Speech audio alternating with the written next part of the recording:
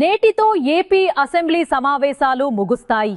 Super 6 super hit అంటూ సంతోషంగా సమావేశాలు మొదలుపెట్టిన కూటమి ప్రభుత్వం మొదట బాలయ్య వ్యాఖ్యలతో, ఆ తర్వాత ఎమ్మెల్యేలు కూన రవికుమార్, బొజ్జల సుధీర్ రెడ్డి, బొండా ఉమామహేశ్వరరావుల మాటలతో ఇబ్బందికర పరిస్థితి ఎదుర్కొంది. శాసనసభలో ప్రతిపక్ష పార్టీ ఉంటే పరస్పర విమర్శలు, వాగ్వాదాలు జరిగినప్పుడు ఎమ్మెల్యేలు నోరు జారడం సహజమే.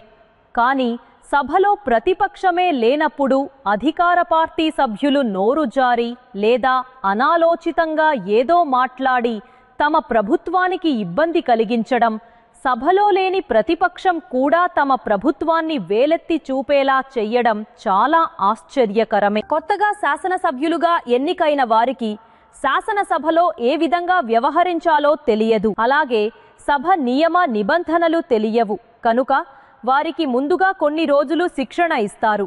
కానీ అన్నీ తెలిసిన సీనియర్ ఎమ్మెల్యేలు కూడా ప్రభుత్వానికి ఇబ్బంది కలిగించే విధంగా సభలో మాట్లాడుతుండటమే ఆశ్చర్యం కలిగిస్తుంది.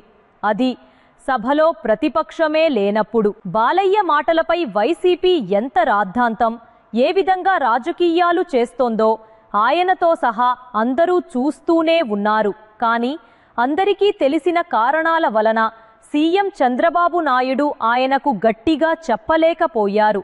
ఆ ముగ్గురు ఎమ్మెల్యేలు ఆ అవకాశం కల్పించడంతో సీఎం చంద్రబాబు నాయుడు అందరికీ కలిపి సభలో ఏం మాట్లాడాలో, ఎలా మాట్లాడాలో తెలీదా అంటూ మాస్ వార్నింగ్ ఇచ్చేశారు. ఇది తనకు కూడా వర్తిస్తుందని బాలయ్య కూడా గ్రహించే ఉంటారు. వైసీపీ హయాంలో జగన్ సమక్షంలోనే వైసీపీ ఎమ్మెల్యేలు చంద్రబాబు నాయుడుని చివరికి రాజకీయాలతో సంబంధం లేని ఆయన సతీమణి భువనేశ్వరి గురించి చాలా అనుచితంగా మాట్లాడారు. అందుకు ప్రజలు వైసీపీని గద్దెదించి బుద్ధి చెప్పారని కూటమి సభ్యులే చెబుతుంటారు. కనుక సభలో మనమందరం హుందాగా వ్యవహరించాలని సీఎం చంద్రబాబు నాయుడు చెబుతూనే ఉంటారు. సభలో వైసీపీ లేకపోవడం వలన ఇంతకాలం చాలా హుందాగా, సాఫీగానే సమావేశాలు సాగుతున్నాయి. కానీ ఈసారి ముగింపులో ఈ విధంగా జరగడం బాధాకరమే.